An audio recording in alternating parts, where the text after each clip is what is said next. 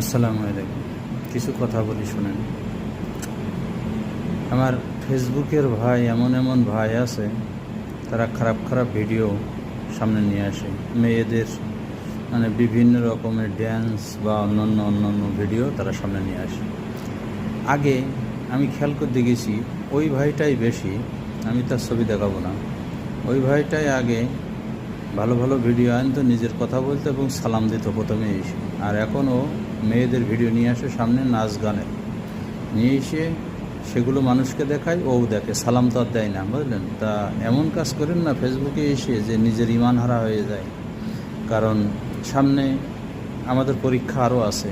Facebook তো কোরআনে আছে, ফেসবুকের কথাও কোরআনে আছে, কিন্তু দেখেন সামনে আরও আছে কি জানেন? সেটা হলো, যেমন দাজ্জালের কথা বলা হয়েছে, তারপরে নদী থেকে